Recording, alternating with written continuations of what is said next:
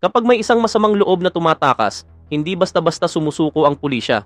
Mula sa matitinding habulan sa kalsada hanggang sa mga makabagong taktika sa paghuli, may iba't ibang paraan ang mga alagad ng batas para mapatigil ang mga suspek.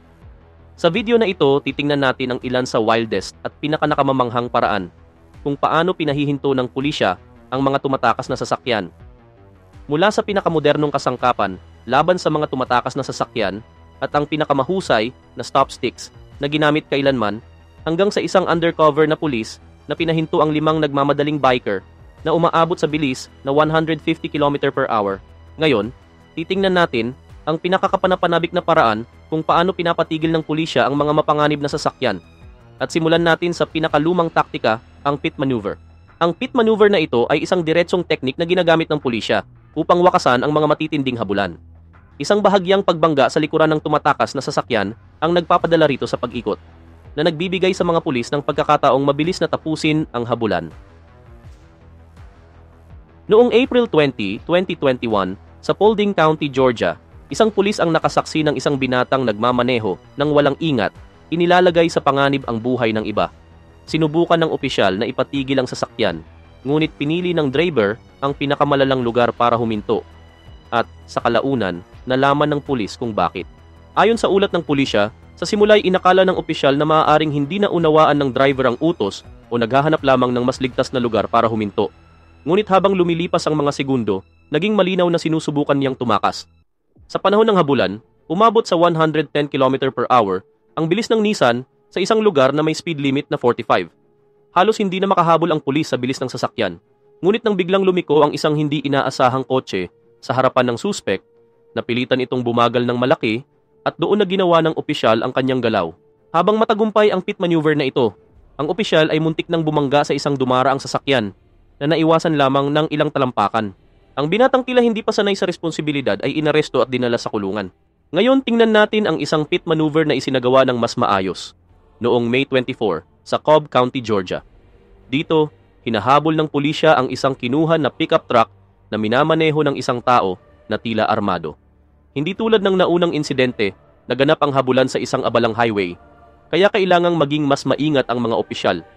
Isang maling galaw lang ay maaaring humantong sa isang matinding banggaan na maglalagay sa panganib sa maraming motorista. Upang maiwasan ang masikip na trapiko, ginamit ng lalaki ang shoulder lane ng highway, isang mapanganib na taktika upang ipagpatuloy ang kanyang pagtakas. Sa puntong iyon, halos walang magawa ang pulisya upang siya'y mapatigil. Ngunit sa kabutihang palad, kalaunan ay nagdesisyon ng lalaki na lumabas sa highway na nagbigay sa mga opisyal ng perpektong pagkakataon upang magsagawa ng isang PIT maneuver nang hindi inilalagay sa panganib ang ibang motorista.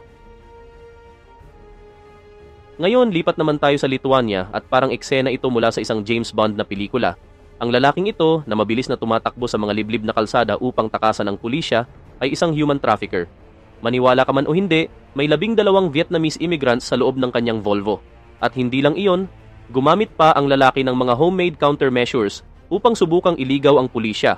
Dahilan kung bakit ito naging isa sa pinakakakaiba at pinakanakakaaliw na habulan na nakunan ng dashcam. Gumamit siya ng isang smoke screen na sa totoo lang, epektibong humarang sa paningin ng mga pulis. Bukod dito, naghagis din siya ng mga spike na tila ginawa upang pumutok ang gulong ng sasakyan ng pulisya, ngunit hindi ito nagtagumpay. Di nagtagal, isang opisyal sa isang unmarked car ang sumali sa habulan. Sinubukan ng 2 pulis na harangan ang daanan ng suspek gamit ang kanilang sasakyan, ngunit nagawa niyang maiwasan ito. Pero gaya ng lahat ng bagay, ang kanyang matinding pagtakas ay may hangganan. Sa huli, kahit gaano pa katalino ang kanyang mga homemade tricks, hindi niya nalampasan ang isang matibay na guardrail at ang determinasyon ng 2 pulis. Kasama na ang spike strips na tuluyang nagpatigil sa kanyang sasakyan. Ngayon, tingnan naman natin ang ilan pang mas advanced na paraan na ginagamit ng pulisya upang pigilan ang mga tumatakas na sasakyan, ang spike strips. Simula pa noong huling bahagi ng 1970s, ang mga spike strips ay isa sa mga pinakakaraniwang teknolohiyang ginagamit upang wakasan ang high-speed chases. Noong July 8, 2022, sa Bowie County, Texas, sinimulan ng mga pulis ang isang habulan laban sa isang pulang Hyundai na mabilis na tumatakbo sa freeway. Umabot ito sa bilis na mahigit 130, habang lumulusot-lusot sa pagitan ng ibang sasakyan. Habang tumatakas, namataan rin ang mga suspek na naghahagis ng maliliit na bag ng puting pulbos palabas ng sasakyan. Nagpatuloy ang habulan sa loob ng mahigit 20 minuto. mula Texas hanggang Arkansas. Dahil sa sobrang bilis ng sasakyan, walang pulis na makalapit upang magsagawa ng PIT maneuver. At dito na nagamit ng husto ang spike strips. Ngunit nang papalapit na ang driver sa spike strips, bigla niyang inapakan ng preno at lumihis sa kalsada upang maiwasan ito. Halos bumangga siya sa isang pulis sa proseso. Bagamat hindi agad napahinto ng spike strips ang sasakyan, napabagal nito ng sapat upang maging posible ang isang PIT maneuver. At dito na pumasok ang isang pulis na nagpakitang gilas sa tamang tiyempo, gumamit siya ng stop sticks ng perpekto. Sinubukan ng driver na ipagpatuloy ang pagtakas kahit nasira na ang kanyang mga gulong. Ngunit sa huli, hindi na niya kinaya. Nawalan siya ng kontrol sa sasakyan at tuluyan nang natapos ang habulan. Ngayon, tingnan naman natin ang isa sa pinaka-advanced at pinakamakapangyarihang aparato na ginagamit ng mga pulis laban sa mga tumatakas, ang grappler. Isang kinuhang sasakyan ang hindi sinasadyang namataan ng mga opisyal na nagpapatrolya. Pinailaw ng mga pulis ang kanilang sirens upang ipatigil ito, ngunit sa halip na sumunod, nagsimula itong tumakas. Determinado ang mga pulis na hindi hayaang makatakas ang suspek, kaya't agad nilang ginamit ang grappler. Piniga ng driver ang silinyador, ngunit para na siyang aso sa tali at wala na siyang pupuntahan. Ang grappler ay isang aparato na nakakabit sa harap ng sasakyan ng pulis na may kakayahang maglabas ng isang lambat o tether upang mahuli ang likurang gulong ng isang tumatakas na sasakyan, ang pinakanakakatawang bahagi nito. Karamihan sa mga tumatakas ay walang ideya kung ano ang nangyayari at kung bakit bigla na lang silang hindi makagalaw. Isang halimbawa na dito ang 17 years old na ito na street racer ang nakatama ng isang pedestrian at tumakas, ngunit hindi rin siya nakaligtas sa batas. Sa huli, nasampahan siya ng kaso para sa street racing at na-impound ang kanyang sasakyan. Samantala, 5 sport bike riders ang mabilis na bumabaybay sa highway sa bilis na 140 mile per hour. Marahil iniisip nilang walang pulis na makakahabol sa kanila. Ang hindi nila alam, may isang pulis na nagmamaneho ng isang unmarked na motorsiklo na may 170 horse engine at malapit na siyang magbigay ng isang hindi kaaya-ayang sorpresa.